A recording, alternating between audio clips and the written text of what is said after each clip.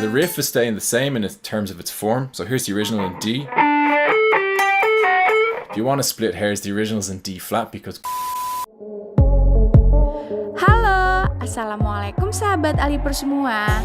Apa kabar? Semoga kalian selalu sehat, selalu ceria, dan selalu tersenyum ya. Alip Bata, begitu besar dedikasinya dalam dunia seni musik.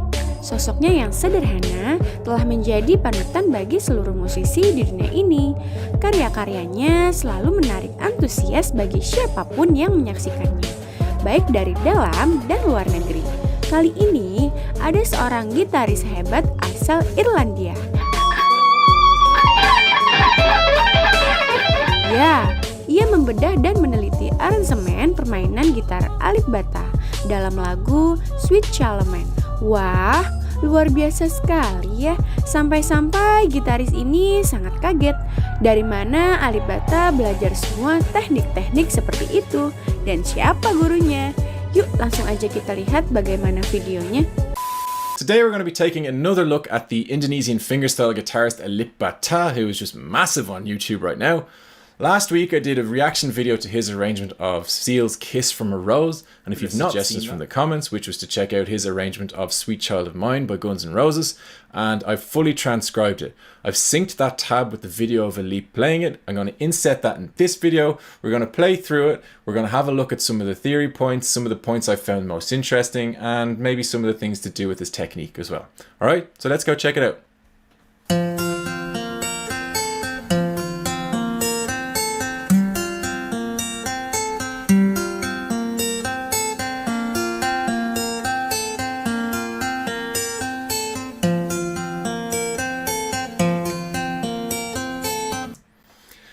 Alright, right off the bat, he's got an open tuning again that's different from the open tuning from the Kiss from a Rose arrangement. So low to high, he's got D, A, C, G, B, and D. So from standard tuning, he's detuned the low E, the D, and the high E by one tone.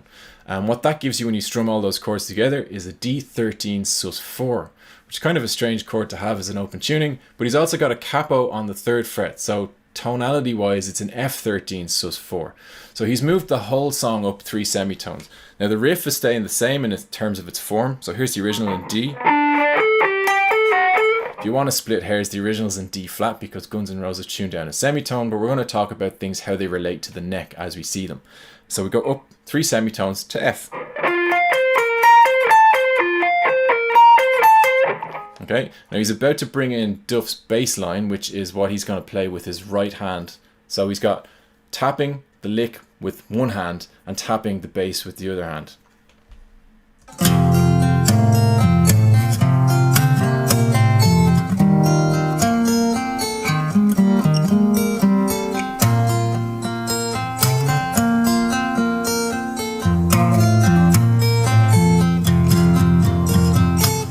The bass line continues as it does in the original, and he's got slaps on beats 2 and 4. 3, 4, 2, 3, which is where you would expect the snare in a song, so that's acting as the snare.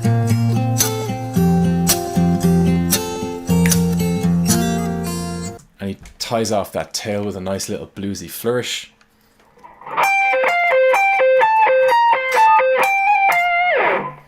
Which, in terms of F major, which is what the key is in, is got a flat 3 in it.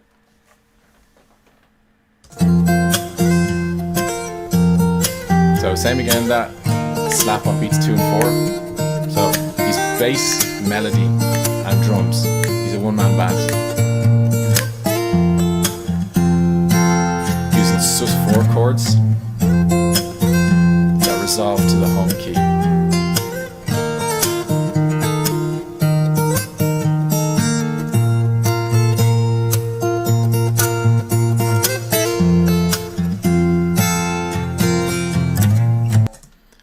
So you can see from the tab on screen, and not only his fingers, but on the tab really demonstrates there's a lot going on. So on the tab, the bass has down stems and the melody have up stems. So it makes it easier to track as you're reading it.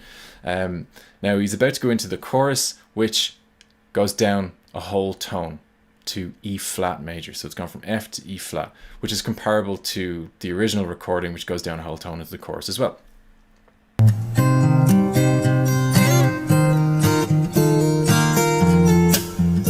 the use of slides to move about.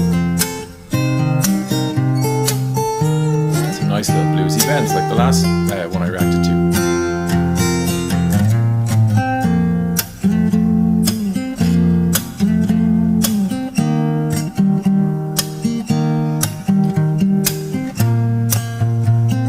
Another little bluesy lick and a 7th chord.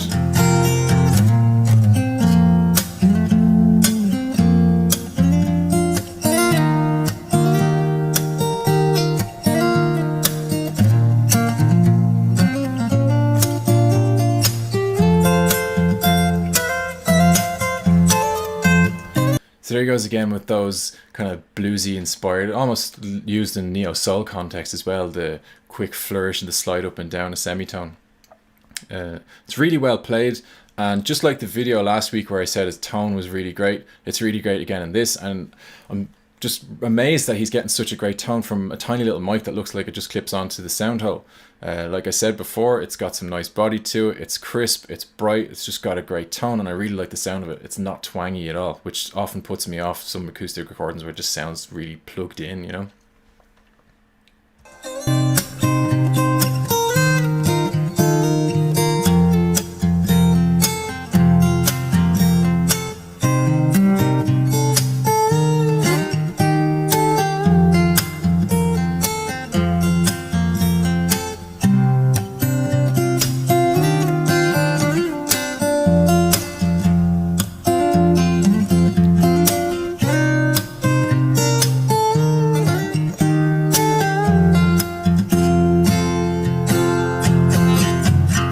Okay, so we're going into the solo section, and once again it drops down in tone from F to E flat major, which again is like the original, it drops down in tone again. He's going to do some interesting things here. He's only really thrown in one tap harmonic into this song. Now his other arrangements, he's got quite a few tap harmonics, or even harp harmonics, sorry. This one he's got one at the start of the solo and then one at the very end of the song. So I think he does a really good job of capturing what it is that Slash does with his melodic lead lines while keeping the rhythm going and keeping his slapping on beats 2 and 4 to keep the whole thing motoring, and I think it's just really well done. I think he executes it brilliantly.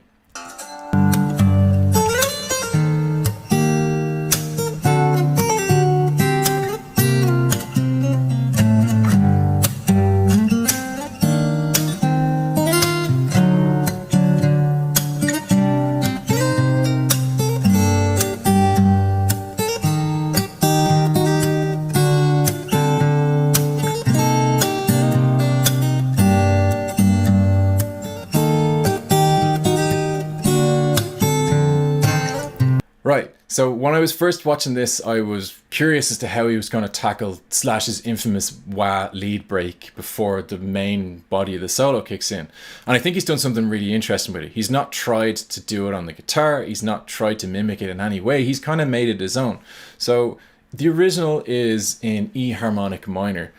If we're going to split hairs, it's E flat harmonic minor because of Guns N' Roses being down a semitone, but like I said, we're going to talk about it in relation to how we see it on the neck. So E harmonic minor. Alright, now the original break.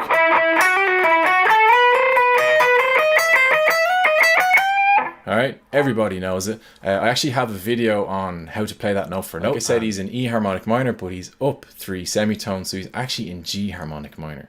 So he's played a G major 7 chord, which has the major 7 from your harmonic minor into a run that's a descending G harmonic minor run.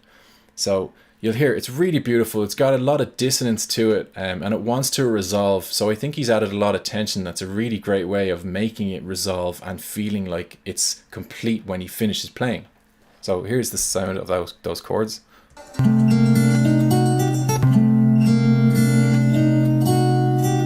Beautiful, absolutely beautiful. And then the run he does comes down G harmonic minor, but obviously he's got strange fingerings on it because of how things have shifted around because of his open tuning. And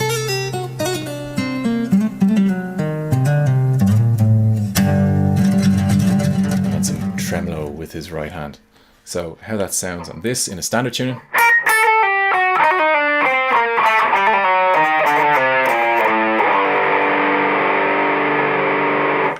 G harmonic minor. So like I said, he's kept the tonality of what it is that Slash was doing and made it his own. And I think it's really interesting and it sounds quite nice.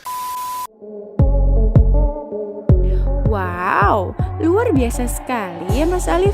Skill fingerstyle Alif Bata memang sudah kelas dunia dan menjadi inspirasi bagi seluruh kalangan.